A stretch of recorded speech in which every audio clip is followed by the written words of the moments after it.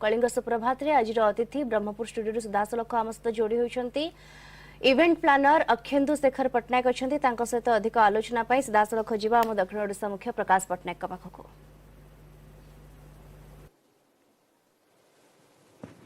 नमस्कार, कलिंग सुप्रभात को स्वागत।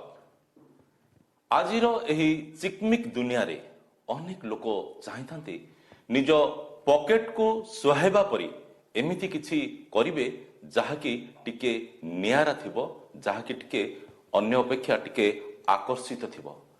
कहिबाको गले सामाजिक चलनी रे शिशुटीए जन्म हेबा ठारू आरंभ करी मृत्यु पर्यंत जहाँ सबु सामाजिक कार्यक्रमर आवश्यक पड़ी थाए से सबु को व्यवस्थित ढंगरे कराई नेबा पई केवल सेतिक नुह से सेमिनार कथा हो कि वर्कशॉप कथा हो, उद्घाटनी उत्सव कथा हो कि राजनैतिक समावेश कथा हो, सबु किछि को सुचारू रूपे कराई नेबा पई आयोजक मानकु अनेक कष्ट स्वीकार करिया पड़थाय, चिंता करिया को पड़थाय। आउ से सब कष्ट आउ चिंता को लाघव करिया पई एमिति किछि संस्था मान वर्तमान गढ़ी उठिछि जो माने कि गोटिए फोन कॉल पाइले से सब को जोगाड़ी दै थांती आउ ताकू ही कहंती इवेंट मैनेजमेंट।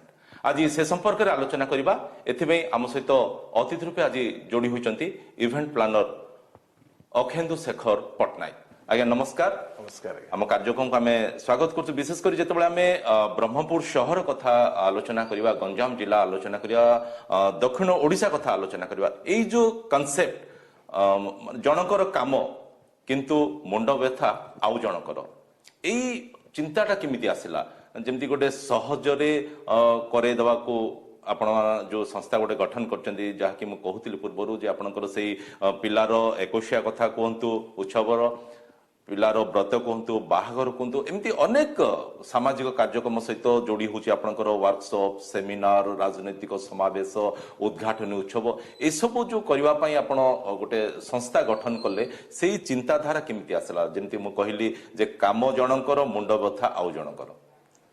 प्रथमे तो मु धन्यवाद देवा चाहिए कलिंग टीवी को जे सकाल सकाल मते डाकी ए विषय रे गोटे आलोचना करिया पे सुजोग दैथियारु।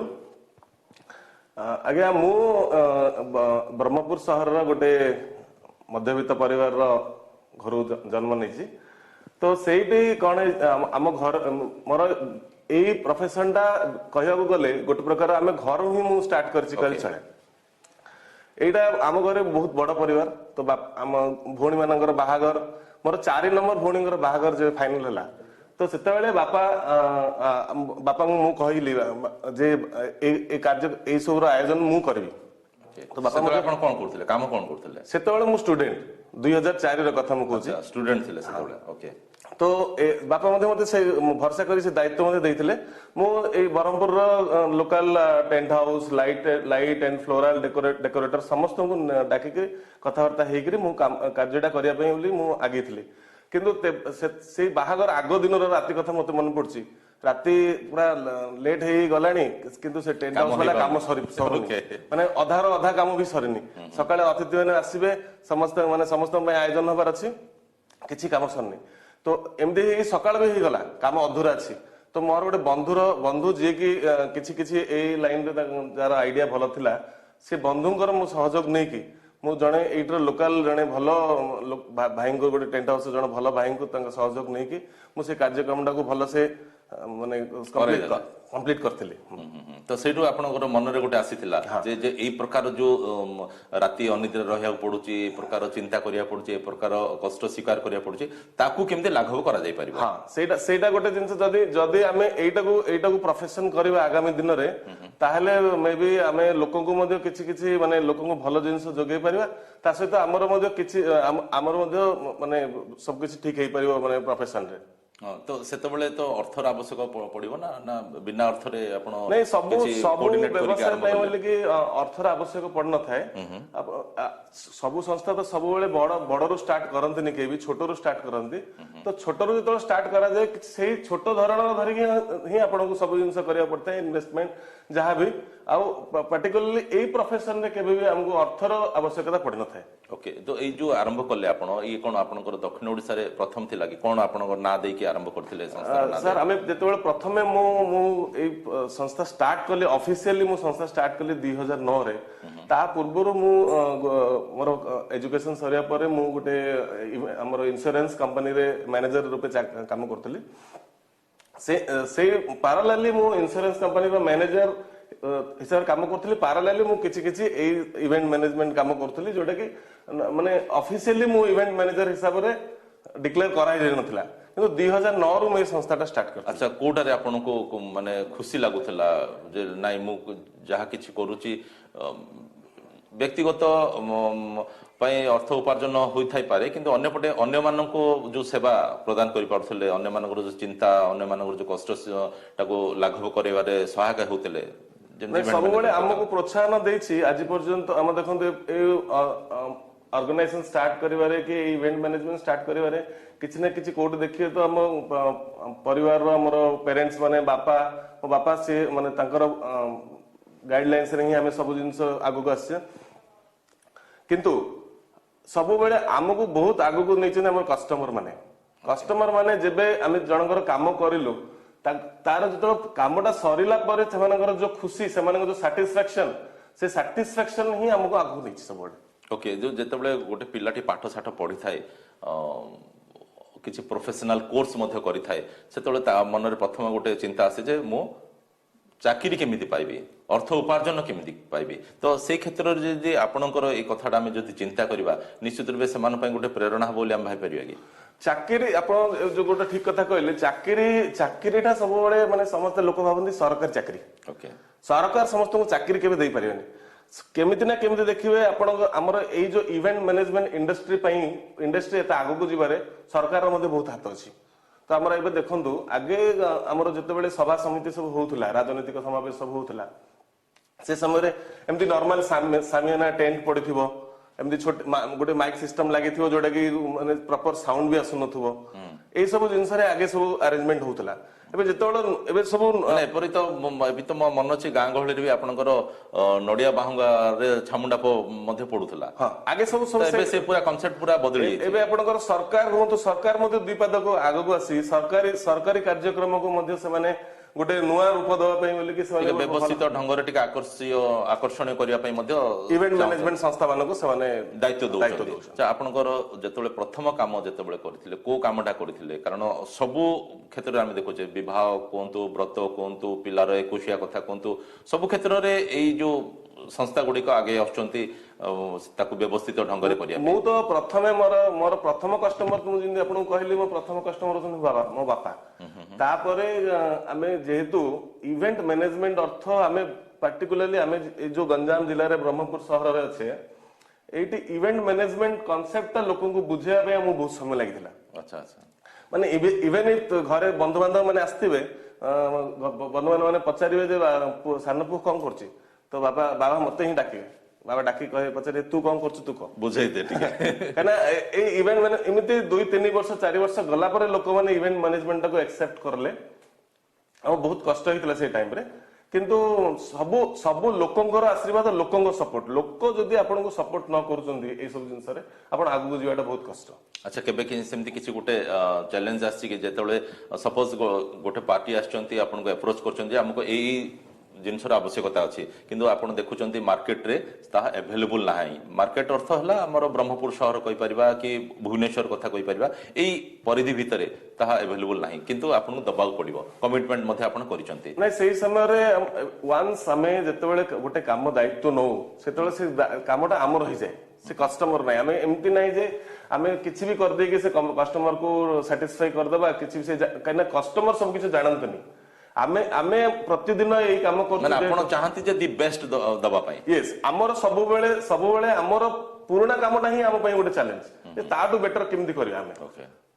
तो ये सब दिगरे आपनक जमती आम देखुचे जे विराट विराट जो राजनीतिक समावेश गुड़िक हुए से अनेक व्यवस्थित ढंग से से सब होता है नुआ नुआ टेक्नोलोजी आपण मैंने सब एप्लाय करुँच तो ये सब गुड़ाक केमती कोऑर्डिनेट करुँच आमे सर आमे प्रथमे आमे स्टार्ट करथिलु जेपरि मु कहली आमे बाहागर रो वेडिंग इवेंट्स रो आमे स्टार्ट करथिलु वेडिंग इवेंट्स रो आमे धीरे धीरे एबे वेडिंग इवेंट रो कांसेप्ट मुदे चेंज हो गलानी सेटा एबे डेस्टिनेशन वेडिंग रे लोक माने बहुत पसंद करचंती डेस्टिनेशन वेडिंग मींस एबे सपोज झियो ब्राइड साइड रो अछंती दिल्ली रो ग्रूम साइड रो अछंती कोलकाता रो से माने दुई जण माने ब्राइड साइड रो किछि फैमिली मेंबर्स ग्रूम साइड रो किछि फैमिली मेंबर्स गोटे जगह को आसीबे से माने दुई दिन गोटे जगह रे हमर से माने कंप्लीट दायित्व हमर रहइबो से दुई दिन रो पूरा प्रोग्राम शेड्यूलिंग आमे करब पूरा मोमेंट आरंभ करी खाइबा पीबा रहइबा सब जगह सब जिंस सेमती थरे आगुर थरे मोर मन पड़ुची थरे आलोचना करला बेले एमती गोटे कथा छळे आपण कहिथिले जे को गोटे निर्दिष्ट गाड़ी गोटे जणे मागिथिला चारिटा गाड़ी एका संगरे मागिथिला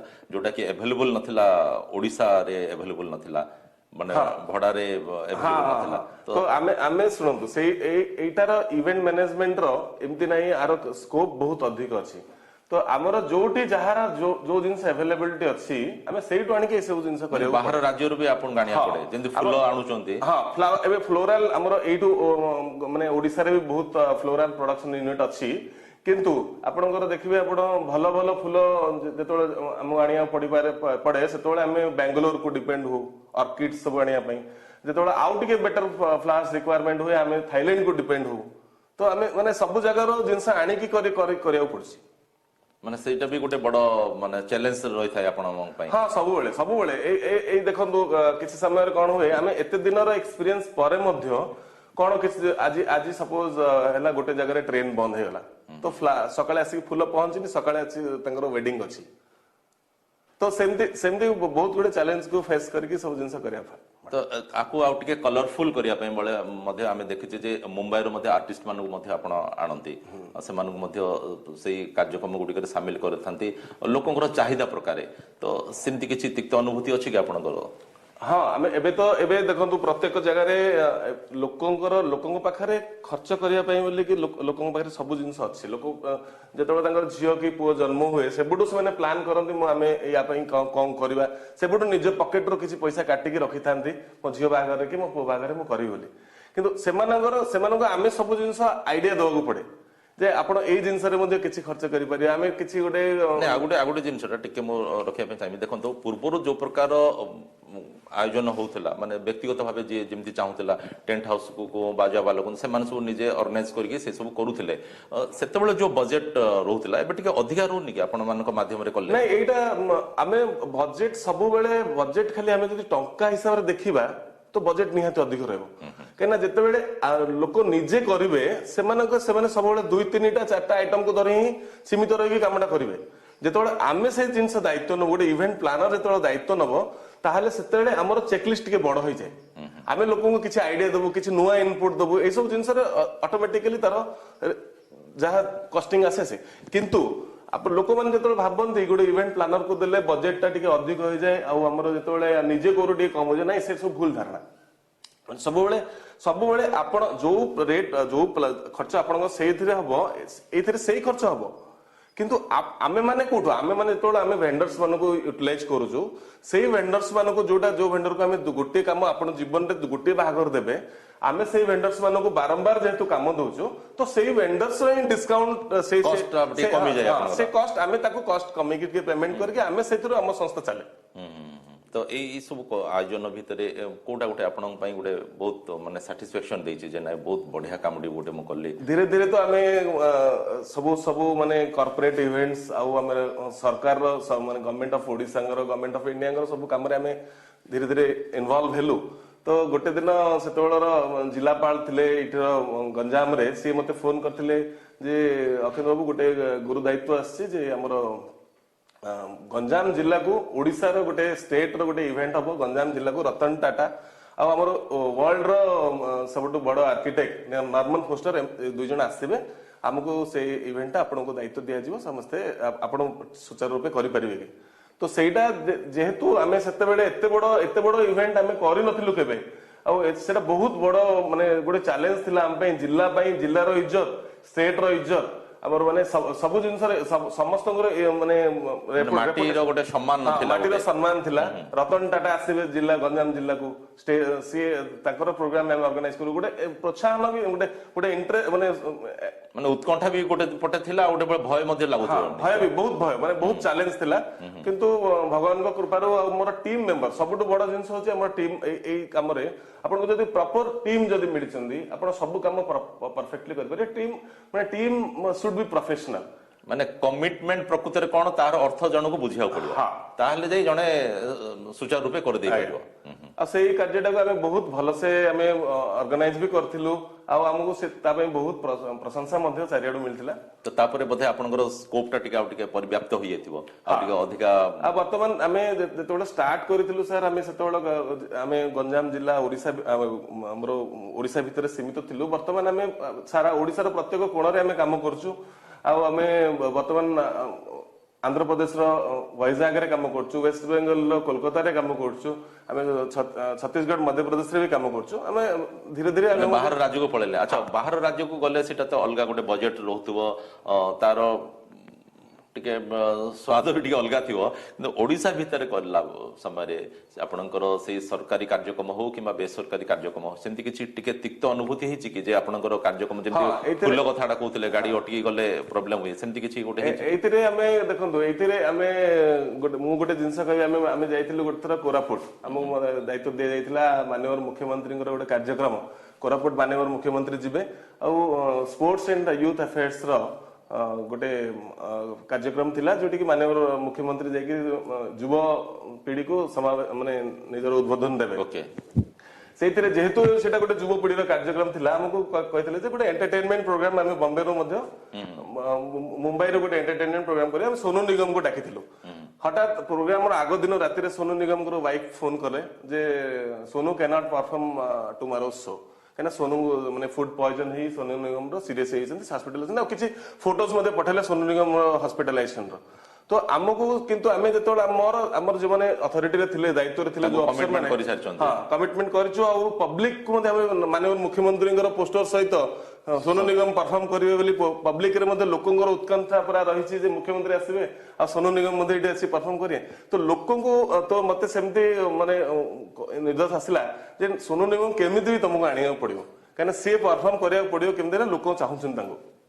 ତ ଆମେ ବହୁତ ବହୁତ ପ୍ରକାର ମାନେ ଇଏ କରିକି ମାନେ ଶେଷରେ ତାଙ୍କୁ ମୋଟିଭେଟ କରିବାକୁ ମାନେ ସକ୍ସେସ୍ ହେଲୁ ଯେ ସୋନୁ ନିଗମ ଆସିବେ କିନ୍ତୁ ସୋନୁ ନିଗମ ପରଫର୍ମ କରିବେନି ଡାଇସରେ, ସେ ଅନ୍ୟ ଲୋକମାନେ ପରଫର୍ମ କରିବେ। ସୋନୁ ନିଗମ ଯାଇକି ନିଜର ପ୍ରୋବ୍ଲେମ ଟା କହିବେ ଦେହ ଖରାପ ଅଛି ଏମିତି ଅଛି। କିନ୍ତୁ ଯେତେବେଳେ କ୍ରାଉଡ ଦେଖିଲେ ଆମର ମାନେ ଓଡିଶାର ତ ମାନେ କଳା ପ୍ରେମୀ ବହୁତ ଅଛନ୍ତି। କ୍ରାଉଡ ଯେତେବେଳେ ଦେଖିଲେ ତାହା ହିଁ ଚାହିଁଥାଏ ଯେ ଦର୍ଶକଙ୍କର କରତାଳି ଦର୍ଶକଙ୍କର ଉତ୍ସାହ ଚାହିଁଥାଏ ଅଟୋମେଟିକ ବାହାରି ପଡେ ତାଙ୍କର। ସେ କଣ୍ଟିନ୍ୟୁ 1.5 ଘଣ୍ଟା ପରଫର୍ମ ବି କଲେ। ସେଇ ତାଙ୍କର ଅସୁସ୍ଥତା ମଧ୍ୟରେ ମଧ୍ୟ ସେ କଣ୍ଟିନ୍ୟୁ 1.5 ଘଣ୍ଟା ପରଫର୍ମ କଲେ ଆଉ ସେଇ ପ୍ରୋଗ୍ରାମଟି ଭଲସେ ମଧ୍ୟ। ସ୍ପୋର୍ଟସ କାର୍ଯ୍ୟକ୍ରମ ବି କିଛି କରନ୍ତି ଆପଣ? ହଁ ଆମେ last all India forest sports meet ଯୋଉଟା ଗୋଟେ ନ୍ୟାସନାଲ ଲେଭେଲର ଇଭେଣ୍ଟ ଆମେ ଅର୍ଗାନାଇଜ କରିଥିଲୁ କଳିଙ୍ଗ ଷ୍ଟାଡିୟମରେ, ଯୋଉଠିକି ପାଖାପାଖି ଆମର 30ଟା ଜିଲ୍ଲା 30ଟା ରାଜ୍ୟର ଲୋକ ଆସିକି ମାନେ ପୁରା ଅଲ୍ ଇଣ୍ଡିଆ ତ ସବୁ ରାଜ୍ୟର ପାର୍ଟିସିପେଣ୍ଟସ ମାନେ ଆସିକି ପାର୍ଟିସିପେଟ କରିଥିଲେ। That was A great event. ତ ନିଶ୍ଚିତ ଆମେ କହିପାରିବା ଯେ ମାନେ ସବୁ ଦିଗରୁ ଆପଣ ଅନୁଭୂତି ସାଉଁଟିଛନ୍ତି। ଆଜ୍ଞା। ତ ବର୍ତ୍ତମାନ ଆପଣ ତ ଗୋଟେ ସ୍ତରରେ ପହଞ୍ଚି ସାରିଛନ୍ତି, ଅନ୍ୟମାନଙ୍କ ପାଇଁ ମଧ୍ୟ ପ୍ରେରଣା ମଧ୍ୟ ହେଇପାରିବେ। ଆମେ କହିପାରିବା କି ଯେ ଯୋଉ ପିଲାମାନେ ବର୍ତ୍ତମାନ ପାଠ ସାଠ ପଢିଛନ୍ତି କର୍ମସଂସ୍ଥାନର ଅନ୍ୱେଷଣରେ ଅଛନ୍ତି ସେମାନେ ଏହାକୁ ଗୋଟେ ପେସା ରୂପେ ଗ୍ରହଣ କରିପାରିବେ କି? ହଁ ନିହାତି କରିପାରିବେ। ଏଇଟା ଖାଲି ଇଭେଣ୍ଟ ମ୍ୟାନେଜମେଣ୍ଟ ନାହିଁ, ଚାକିରିକୁ ମୁଁ ସମସ୍ତଙ୍କୁ କହିବି ଯେ ଚାକିରିକୁ ଆମେ ଯଦି ଖାଲି ଚାକିରିକୁ ଅନେଇବା ତାହେଲେ କିଛି ହବନି। ଆପଣ ମଧ୍ୟ ନିଜେ ଗୋଟେ ଏମିତି ସଂସ୍ଥା କରନ୍ତୁ, ସବୁ ଅନ୍ୟମାନଙ୍କୁ ମଧ୍ୟ ଆପଣ ସରକାର ବି ଆପଣଙ୍କୁ ସହଯୋଗ କରିବ, ଲୋକମାନେ ବି ଆପଣଙ୍କୁ ସହଯୋଗ କରିବେ। ଆଉ ଆପଣଙ୍କ ତଳେ ଆପଣ ଯେମିତି କିଛି ଆପଣଙ୍କ ସଂସ୍ଥାରେ ଆପଣଙ୍କ ସହିତ କିଛି ପ୍ରତ୍ୟକ୍ଷ ପରୋକ୍ଷ ଭାବେ କିଛି ପରିବାର ମଧ୍ୟ ଯେମିତି ବଞ୍ଚିବା। ଓକେ, ତ ବହୁତ ଭଲ ଲାଗିଲା ଆପଣଙ୍କ ସହିତ ଆଲୋଚନା କରିକି। ବହୁତ ବିଷୟରେ ଆମେ ଜାଣିଲୁ, ବିଶେଷ କରି ପ୍ରକୃତରେ ଇଭେଣ୍ଟ ମ୍ୟାନେଜମେଣ୍ଟ କଣ, ଯେମିତିକି ଆପଣ ମାନେ ଅନେକ ଲୋକଙ୍କର ଶ୍ରମଟାକୁ ଲାଘବ କରିପାରୁଛନ୍ତି, ଚିନ୍ତାଟାକୁ ଦୂରେଇ ଦେଇ ପାରୁଛନ୍ତି। ବହୁତ ଭଲ ଲାଗିଲା। ଆମେ ଆଶା ମଧ୍ୟ କରିବା ଯେ ଯୋଉମାନେ ବି ଶିକ୍ଷିତ ବର୍ତ୍ତମାନ ଅଛନ୍ତି ସେମାନେ ବି ଚାହିଁଲେ ଏଇ ଯୋଉ संस्था जमती कि इवेंट मैनेजमेंट कथा कहूँ ताकू मध्य से माने गोटे पेशा रूपे मध्य ग्रहण करि बर्तमान तो समय होगलानी आम मुख्य स्टूडियो फेरिबा सेठी हमर दीप्ति अछंती से मध्य हमर कार्यक्रम को उपभोग करते विशेष कर आपण जहाँ सब टिप्स देले ताकू मध्य से ग्रहण करते आवश्यक पड़ले हुए तो सी भी आपन फोन करि पारंते ओके रहिबा नमस्कार।